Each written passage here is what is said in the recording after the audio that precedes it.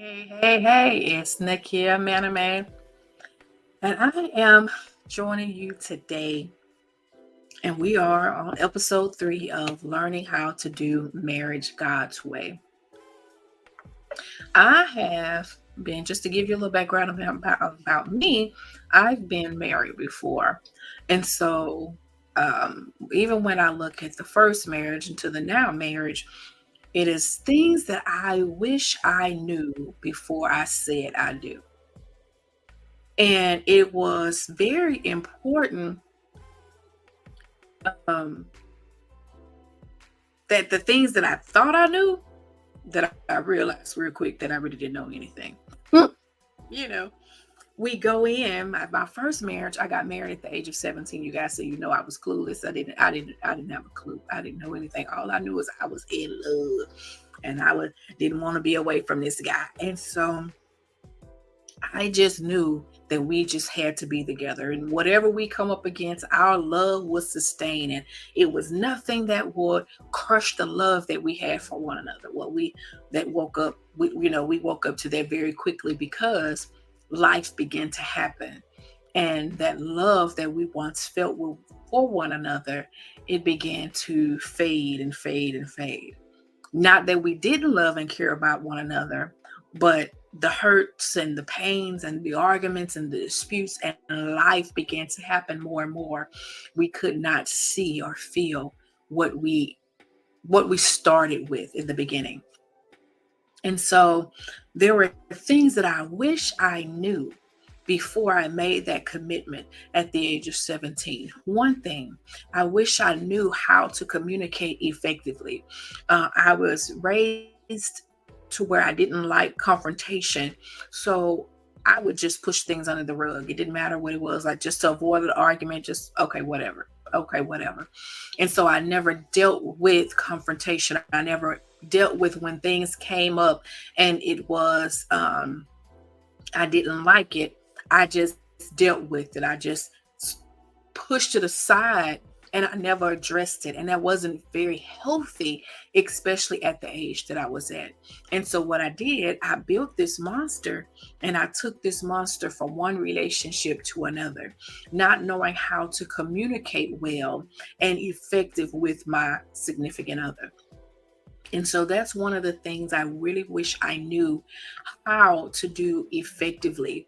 I a pro at nonverbal communication, but how many of you know that that's not good enough?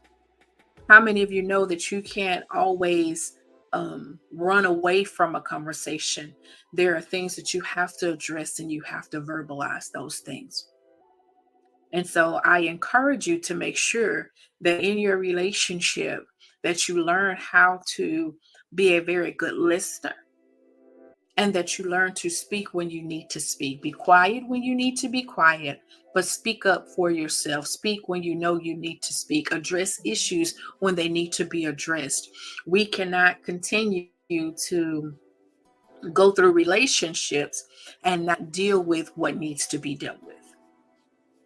We have to deal with what have to be dealt with, and you being quiet is not going to help the situation. So I encourage you to make sure that you are learning from one another, that you learn when it's time to back off. Is because there are some times when you having to go and talk about this is really not the right time. You need to learn how to gauge the atmosphere. Make sure that this is not the good time to continue this conversation. So we're going to table it, and we'll come back to this in 24 to 48 hours.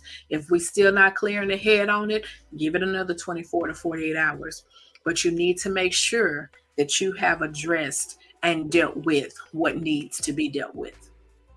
So I hope this helps you as you are along your journey, and making sure that you are a good communicator, that you are effectively communicating what you need to communicate to your significant other, because you can't assume that they know what you're thinking if you never open your mouth. And thing I wish I knew before saying I do would be individual growth. Lord, Lord, Lord. Marriage is a partnership, you guys. It's not you and all you, or him and all him. You have to do this thing. It's 100%. It's not 50% here and 50% there, because where's the rest of the 50s? You are putting 100% of yourself in, and he's putting 100% of himself in, and you are doing this thing called life together, and you are growing together. But it's very important that you stop and you take care of you, that you as an individual grow, that you as an individual don't get lost in your spouse, don't get lost in your significant other. It's very important for you to know who you are and what you bring to the table, what you have to offer this relationship, what you need to do to make sure that you are giving what's needed to the relationship. So your individual growth is very important. Your wisdom, your understanding, your knowledge of things, your intuition, it's needed. But if you are not healthy, if you're not whole, if you're not stable in your thinking, if you're not walking in wisdom, if you're not doing the things that you need to do for yourself, making sure that you're good as an individual, then your partnership will not be successful. Your partnership will not be successful if you are not a strong individual. I'm not telling you you got to be on game, on point at 100% of the time. No, what I'm telling you is that in the midst of life, you have to stop and make sure that you do the work that you need to do for you as an individual, in order for the benefit, in order for your relationship to benefit from what you or he is doing. The two of you have to have a personal walk, a personal journey for yourself. You need to make sure that you have a personal relationship with God for you, not through your husband, not through your wife, but you need to know God for yourself. Because when they cannot help you, when they are not available to you, what are you going to do for you? So individual growth is something that I really wish that I knew before I said I do, before I made the commitment in a relationship. Why? Because I lost Nikia. I didn't know who I was along the journey. I lost me. And I'm not telling you that you're not going to blend with one another. Yes, because you become one. But in the midst of all of that, you should not lose you. You two should be adapting and changing and growing together, not losing one another in the midst of. And so I encourage you that if you, or especially if you are engaged, I want you to make sure that you know who you are as an individual before you say I do. And you say, well, Nikia, I'm already in this now. I'm hearing you, but what do I do? You and your spouse sit down, and the two of you really need to talk about the life that you have as an individual and the life that you have together. God may have called both of you to do two different things. Are you not going to do it because you're afraid to be an individual? You still should support one another, but you need to make sure that you have an identity, and that what you're doing and what he's doing is serving the purpose of the kingdom.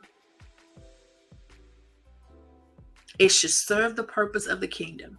So individual growth is another area that I really wish that I knew before I said I do. I really wish I understood what that meant and how I could grow in that area, and how I should have knew who I was before I made the commitment to someone that was supposed to be all right. And another thing. So I told you guys earlier that I didn't like conflict. I grew up not liking conflict. And so in my first marriage, I did not know how to resolve conflict. So conflict resolution would be an area where I would say that I really wish I had been taught how to do at home. Parents, I really, this is very important that you teach your sons and your daughters how to effectively resolve conflict, and not always running away from it, but knowing how and when to address it. Knowing how and when to address it. Disagreements and arguments are a part of its natural, it's going to happen. But if you don't know how to resolve those things, what happens is you drift apart and you get anger and bitterness in your heart. And then you think that, well, it's not even worth it. And that's not the case. You should be able to verbalize how you feel. You should be able to communicate effectively with your spouse, and you should be able to resolve quickly the things that arises with patience, empathy, and compromise. Compromise. It's not going to always be your way, ladies. It's not going to always be your way, men. But you have to understand and know that conflict is going to come, issues are going to arise, but you must handle them quickly and not allow the enemy to open a door for it to fester and not to get addressed. For it to fester and now bitterness is grown. It's to fester and you're angry at one another and you got unforgiveness in your heart. You don't want anything to cause a rift in your relationship. You don't want anything to come and separate the two of you. So you want to make sure that everything you can do, everything in your power that you can do, you do it and you do it well. And so I'm learning and developing these things later in life because it wasn't a cure. You're going to run from every argument. Are you going to dismiss everything that comes up? No. So I had to learn conflict resolution. I had to learn how to not shut down and not always have my guard up. Because I always had my guard up trying to protect myself from what others thought of me. And so I had to really do some self-work before I said I do, the second and third time around. I had to do some self-work. I continue to do work on the Kia because it's important that I know that my spouse is not my enemy. That's a good one. My spouse is not my enemy. He is not there to hurt and harm me deliberately. She is not there to break you and bring you down deliberately. That's not their agenda. So I encourage you to get some resources, read some books, talk to people, get in therapy, talk to people, and learn how to resolve conflict. Now, when it comes to this other area, I really, if it was not for God, I don't know where I would be. But financial planning, I didn't know anything about it. Good old country girl. I was in college. Actually just graduated from high school. I hadn't even gotten in college yet. Just graduated from high school. Haven't even started working yet. My first husband, he was trying to go to work and do school. And he was making very little money. And sometimes at the end of the week, we didn't have but like 25, maybe $50 left after bills was paid to feed us and make sure that our essentials was taken care of. I don't know how we did it, but God. So I don't know where it missed because I don't really think that my mother and my father sat down and told me to do X, Y, and Z where it concerned to money. I don't even think in school that this was taught, how to handle money in marriage. Of course, we didn't do premarital counseling, so I didn't get any of that then. And so I really wish I had someone that told me how to do financial planning and the things that I would look forward to and things that we would come up against. And when you come up to these things, how do you handle them? How do you create a budget? How do you stay on and how do you stay and maintain this budget? What do you do when you want to get ready to buy a home? And should you get into debt and those things? How do you manage all this? How do you get out of debt once you got into debt? All of those things where monies are concerned, I don't think that a lot of us are equipped in. And so I really wish that that is taught more. We've been connected to one of our mentors where they've hosted classes and they've taught us to make sure that we do things in the right order, that we be good stewards of our dollars and make sure that you put a name to things and you budget and you follow the budget and you do it together. Not one have to do it, but you do those things together so that both of you can be on the same page. But financial planning is very important when you know that you're finna connect to somebody. Why? Because you may be the spender and the other person is the saver, or vice versa. What do you do if both of y'all are big spenders? Y'all gonna have some real issues. So you need to make sure that you're talking this out before you get into this thing. Okay, how many kids we're gonna have, and if we're gonna have these kids, how we're gonna pay to have these kids? Because you got doctor visits, you got to pay to have it, you got to deliver this baby. Okay, are we gonna send our kids to college? Are we gonna have be in a big home? What are we gonna do? What kind of cars are we gonna drive? Are we gonna pay for our cars? Are we gonna uh, uh, uh, borrow money to pay for our cars? What are we going to do? These conversations are very important. Are we going to have one bank account or two bank accounts? We're going to have a savings account. All of those things are important before you say, I do. Before you commit to marriage and you say, dang, Nikia, why?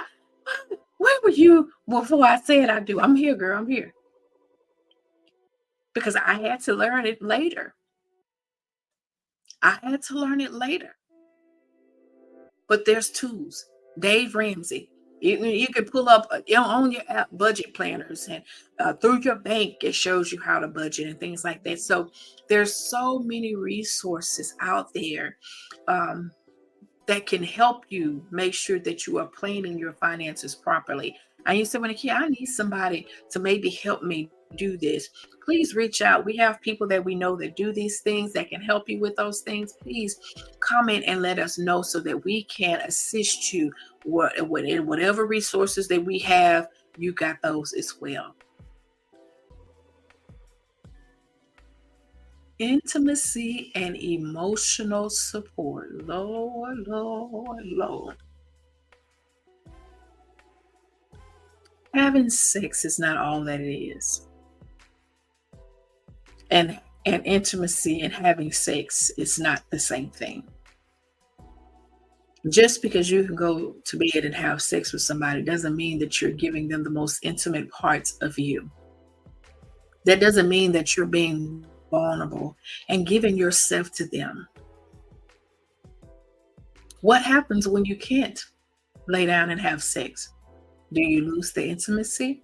Most people do because they think that those two are the same and they are not. You can receive intimacy in so many shapes and forms. Give your spouse, give of yourself throughout the day. You can't be in the bed 24 hours a day. So you should learn how to be intimate with one another. You should be able to emotionally support them as well. There are things that happens in life and they need support.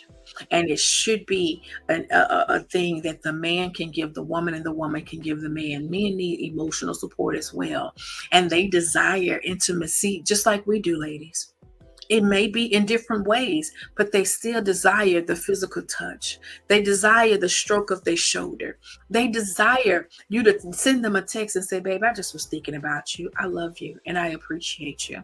Thank you for doing all you do for our family. There are things that you can do that can make them feel that they're worthy, that they are loved, that they are cared about.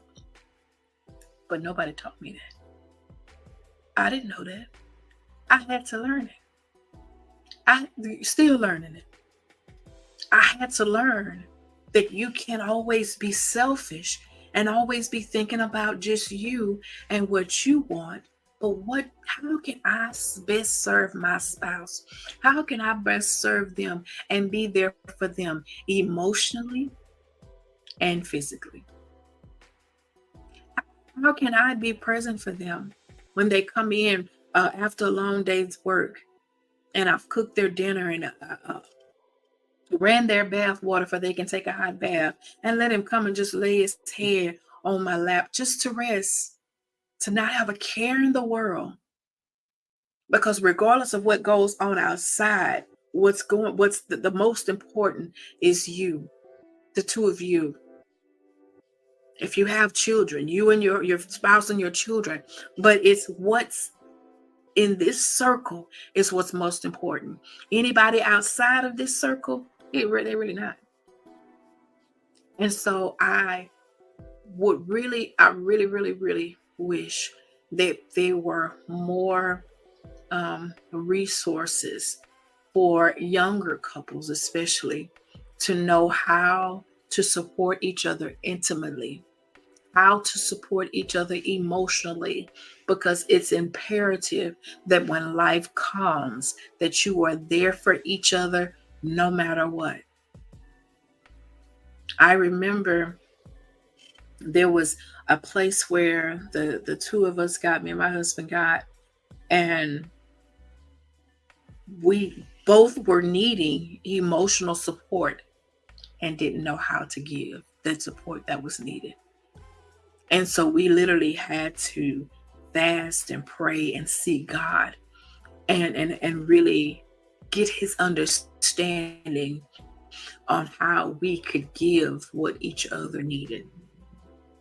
You're not going to always have the answers, but I guarantee you, if you go to God in prayer, he will enlighten you. He will open your eyes to see and give you clarity and give you understanding. But you got to be willing and you got to be open to learn. You have to be willing and open to learn, to know that no matter what, you're going to get through this thing. No matter what, we're going to support one another. So intimacy and emotional support is another area where I really wish that I was more keen on before I made that commitment. Because guys, I didn't know. I didn't know that men needed those things just like we did. So I'm learning um, and growing and making sure that I continually to have conversations to make sure that I'm giving him what he needs. So now to recap the things that I wish I knew before I said I do. Communication. Communication is key, guys. Individual growth. Making sure you know who you are as an individual first and foremost. Conflict resolution. I really wish that I knew how to resolve conflict and how to address conflict quicker and not shy away from it, because it created a lot of issues for me in relationships. Financial planning. I wish I understood the budgeting aspect and had the conversations about where we were going to go 5, 10, 25 years down the line in regards to homes, property, businesses, cars, things for our children in the future, what we were going to do and how we would do those things. How would we finance those things going forward? And intimacy and emotional support. How to give my spouse the emotional support they needed, and how to be intimate when we can't physically be together. You know, you want to be able to be intimate with your spouse throughout the day, throughout the day, throughout the day, not just when you get into bed with one another. So these are some things that I'm sharing from my perspective on what I wish I knew before I said I do. I know every couple is different, and there are things that some of you may have learned. Oh, well, I got that, and there may be something else that you wish you would have known. Please comment and reach out, and let's talk about it, because this is not a this is not just the only things that I wish I knew. There were some more things, but just to start the conversation and to have the dialogue between us, because I want you to know that you're not alone. You're not alone, and you don't have to do this alone. William and I are here to help you along your journey, whether it's helping you figure out how to get past where you are now, or helping you to grow in some of the areas where you believe that you need growth in. Please reach out to us at info at Impacting Lives Coaching and Consulting. Again, that's info at Impacting Lives Coaching and Consulting. No, it's not. I just gave you out the wrong email address. Info at impactinglivescoaching.com. I'm like, wait a minute, that's not it. Info at impactinglivescoaching.com. You can reach out to us, and our team will respond to you within 24 hours. But we love you, and we thank you for joining us today. You have a